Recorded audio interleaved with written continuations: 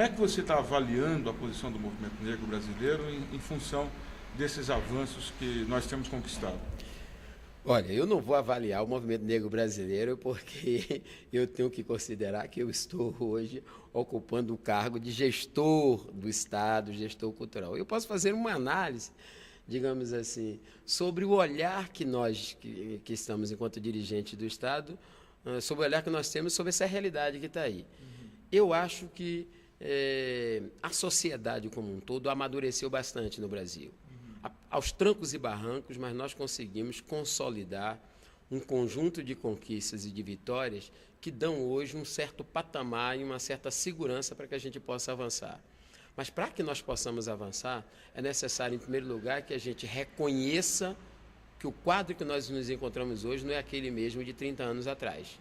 Senão, a gente não vai conseguir formular corretamente as nossas políticas daqui para frente.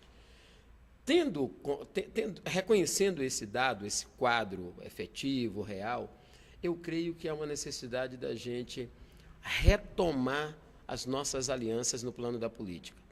A questão racial brasileira saiu do plano emocional, ela saiu do plano da sensibilidade, saiu do plano da justiça enquanto um dado antropológico, digamos assim. Os nossos avanços, a nossa organização, a ocupação de espaço que nós fizemos, colocou a questão racial brasileira no campo da política. E no campo da política, vence quem tem mais aliança e quem tem mais força. Essa é uma realidade.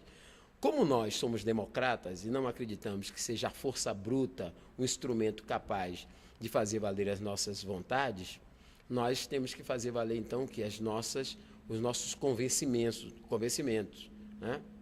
E para que a gente possa convencer a sociedade brasileira de que as nossas políticas estão corretas, de que elas precisam ser ampliadas, que elas são boas para o país e não boas para a comunidade negra apenas. Ou seja, combater o racismo é bom para o Brasil como um todo.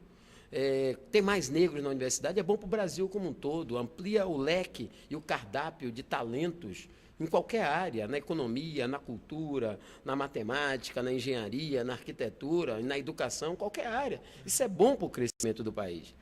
Para que a gente possa efetivar essas políticas, possa consolidar definitivamente essas políticas, nós vamos ter que também fazer política. E fazer política significa a gente saber fazer alianças também. Ou seja, nós temos que saber articular o movimento negro, articular a sociedade brasileira para fazer frente aos setores conservadores. Então, nós temos que ter uma agenda comum. Eu estou caminhando para quê? Temos que ter uma agenda política comum que consiga formar um bloco amplo, democrático, sólido, né? Para que as políticas que foram implementadas agora no governo Lula, elas sejam políticas de Estado e não mais políticas de governo. E para ser política de Estado, nós vamos ter que criar alguns instrumentos.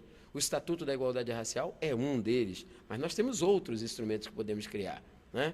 No campo educacional, no campo da saúde da população negra, no campo do lazer, no campo da cultura, no campo da mídia. E, volto a dizer, nós vamos ter que nos aliançar com os setores progressistas da sociedade brasileira, com os setores antirracistas da sociedade brasileira, e aí eu tenho que deixar muito claro, não dá para ser racialista. A cor da pele, nesse aspecto, ele não pode ser o principal móvel da nossa mobilização e da nossa organização. O principal móvel tem que ser a política de combate ao racismo. E na política de combate ao racismo, cabe todos aqueles que sejam antirracistas. Ou seja, é preciso transversalizar a nossa pauta, seria isso? Eu acredito que sim. Eu acho que essa briga a gente não ganha sozinho. E sabe por que não ganha sozinho? Porque esta política racista não foi formulada apenas por um pequeno grupo. Ela foi formulada por um pequeno grupo, mas ela foi implementada durante 400 e tantos anos, de tal forma que ela terminou sendo internalizada em vários setores da sociedade brasileira, até mesmo em alguns setores da nossa própria comunidade, que se veem de forma inferiorizada, que não valorizam suficientemente aquilo que nós temos na nossa origem. Temos aspectos religiosos nesse campo aí que são delicados, em que está introduzido nesses aspectos religiosos o vírus anti-africanista, o vírus anti-africanista e o vírus racista. Quer dizer, as igrejas pentecostais tentam desafricanizar a nossa origem, desafricanizar a nossa presença no Brasil como uma forma de implementar o racismo, implementar a discriminação contra as manifestações religiosas de origem africana. Isso é grave, porque quando, na medida que você tira essa possibilidade da gente se reconhecer enquanto descendente de africano, nós estamos também tirando a possibilidade de nos reconhecermos enquanto cidadãos. Essa é que é a verdade, né? É como fôssemos, retornássemos a ser homens sem almas, homens e mulheres sem almas, sem espírito, sem... Enfim, então, eu diria que está no momento da gente fazer um certo diagnóstico com rigor dos acertos que nós tivemos, dos erros que cometemos, mas, sobretudo, de formular uma política de combate ao racismo, de promoção da igualdade, que seja ampla, que seja democrática e que caiba os nossos aliados. Os nossos aliados não podem ser uma figura de retórica no nosso discurso. Os nossos aliados precisam contribuir de forma prática, de forma ativa, para que a gente faça do Brasil um país verdadeiramente democrático, tanto politicamente quanto racialmente. Eu gostaria que você falasse da FESMAN, né, que é um evento que você já mencionou, da caminhada que vai haver na Bahia do Povo de Santo, e nesse contexto falasse também um pouco do que, na tua opinião, representa a criação do Fórum Nacional de Religiões de Matriz Africana.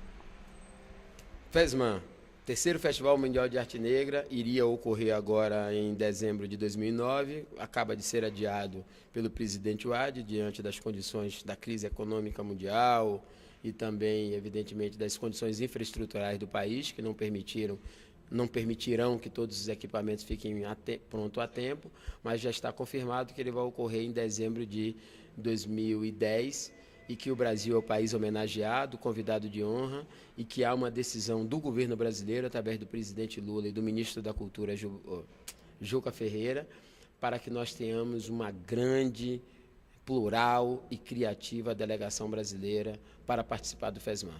Nós vamos para lá para discutir e refletir sobre o renascimento africano e também mostrar a grande e rica manifestação cultural de origem negra que ainda existe no Brasil. Dezembro de 2010. 2010, dezembro de 2010. No que diz respeito à caminhada do Povo de Santo, a Fundação Cultural Palmares estará presente na caminhada do Povo de Santo, porque a Fundação Cultural Palmares é parte integrante do processo e da luta de combate à intolerância religiosa no Brasil. E como as religiões de matriz africana têm sofrido ao longo dos anos e da história, poderíamos dizer, uma discriminação muito forte, é parte da política da Palmares apoiar esse tipo de atividade e, nesse sentido, temos mantido contato já com a coordenação da caminhada e vamos apoiar esta caminhada, porque consideramos que a Constituição brasileira precisa ser cumprida na sua integralidade. E a Constituição diz claramente o direito que nós temos à liberdade de culto no Brasil. No que diz respeito ao fórum, acho que o fórum foi criado agora durante a CONAPI, se eu não me engano. É um dado positivo, porque há uma ofensiva perigosa, preocupante de setores neopentecostais cristãos, né?